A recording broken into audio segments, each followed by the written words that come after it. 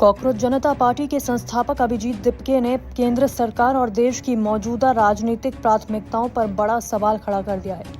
महाराष्ट्र के छत्रपति संभाजी नगर के वालुज इलाके में अपने घर पहुंचने के बाद रविवार देर शाम आयोजित प्रेस कॉन्फ्रेंस में दिपके ने साफ कहा कि उनका आंदोलन अभी खत्म नहीं हुआ है, बल्कि आने वाले दिनों में इसे और व्यापक बनाया जाएगा। अभिजीत दिपके ने कहा कि पिछले 10 से 12 सालों के दौरान देश की राजनीति मुख्य रूप से हिंदू मुस्लिम मुद्दों पर केंद्रित रही। उनका कहना था कि ऐसे मुद्दों से युवाओं को रोजगार नहीं मिलता और न ही शिक्षा व्यवस्था की समस्याओं का समाधान होता है। उन्होंने आरोप लगाया कि उन मुद्दों का इस्तेमाल अक्सर जनता का ध्यान बेरोजगारी, शिक्षा और अन्य बुनियादी समस्याओं से हटाने के लिए किया जाता है। दीपके ने कहा कि अब समय आ गया है कि देश का राजनीतिक विमर्श उन विषयों की ओर मोड़ा जाए जो सीधे तौर पर युवाओं के भविष्य से जुड़े हैं। उन्होंने रोजगार और शिक्षा को देश की सबसे महत्वपूर्ण प्राथमिकताओं में शामिल करने की मांग की है।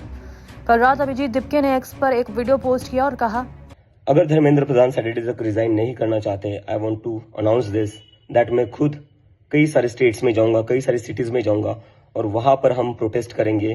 कॉकरोच जनता पार्टी की तरफ से डिमांड करेंगे कि धर्मेंद्र प्रधान को रिजाइन करना चाहिए।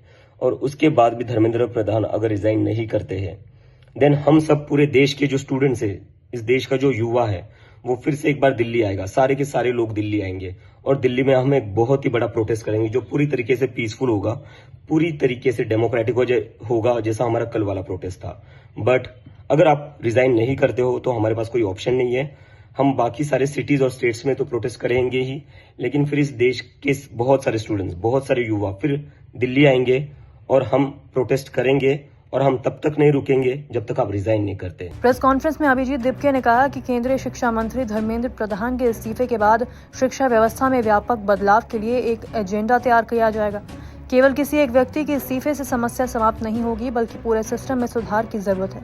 मौजूदा परिस्थितियों में धर्मेंद्र प्रधान को नैतिक जिम्मेदारी लेते हुए पद छोड़ देना चाहिए।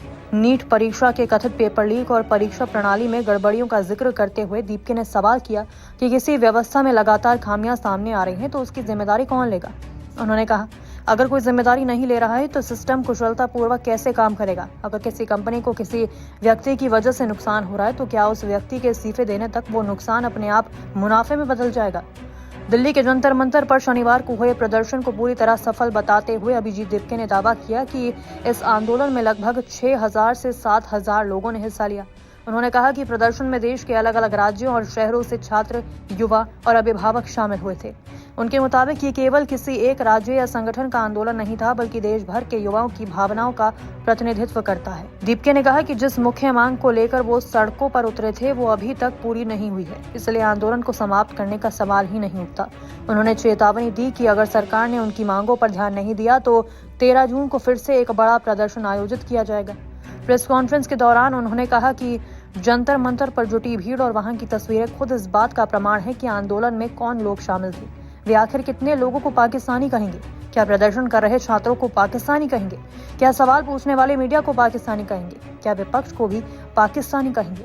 अभिजीत दिपके ने स्पष्ट किया कि सीजेपी किसी भी राजनीतिक दल के साथ नहीं जुड़ने वाली। उन्होंने कहा कि ये पूरी तरह जेनजी का आंदोलन है। उन्होंने कहा, हमने किसी भी राजनीतिक दल के नेताओं से बात नहीं की। जो लोग हमारा समर्थन करना चाहते हैं वो बाहर से समर्थन कर सकते हैं, लेकिन हम किसी भी राजनीतिक पार्टी से खुद को नहीं जोड़ेंगे। उन्होंने कहा कि कई राजनीतिक दलों और नेताओं ने आंदोलन का समर्थन देने की इच्छा जाहिर की है, लेकिन सीजेपी अपनी स्वतंत्र पहचान बनाए रखेगी। दीपके ने कहा, जो लोग हमारे आंदोलन की तुलना पड़ोसी देशों में हुए आंदोलनों से कर रहे हैं, उन्हें यह समझना चाहिए कि जंतर मंतर का प्रदर्शन पूरी तरह शांतिपूर्ण था। हमारा उद्देश्य किसी तरह की अस्थिरता पैदा करना नहीं है। हम लोकतांत्रिक और संवैधानिक तरीकों से अपनी बात रख रहे हैं। अपनी पोस्ट में दीपके ने यह भी कहा कि शनिवार को प्रदर्शन में शामिल अधिकांश लोगों ने अपने जीवन में पहली बार किसी विरोध प्रदर्शन में हिस्सा लिया था। उन्होंने प्रदर्शन में शामिल छात्रों और युवाओं की सराहना करते हुए कहा कि तेज गर्मी और धूप के बावजूद हजारों लोग शांतिपूर्ण तरीके से खड़े रहे। उन्होंने कहा कि यही लोकतांत्रिक विरोध की सबसे बड़ी ताकत है। इस बीच कॉकरोच जनता पार्टी ने केंद्र सरकार को केंद्रीय शिक्षा मंत्री धर्मेंद्र प्रधान को हटाने के लिए 7 दिनों का अल्टीमेटम भी दिया है। अब सबकी निगाहें 13 जून पर टिकी हैं। अगर सरकार की ओर से कोई बड़ा कदम नहीं उठाया जाता तो सीजेपी एक बार फिर राजधानी में शक्ति प्रदर्शन कर सकती है।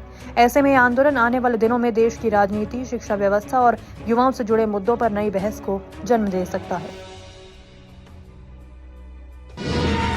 निष्पक्ष मतलब न्यूज़ 24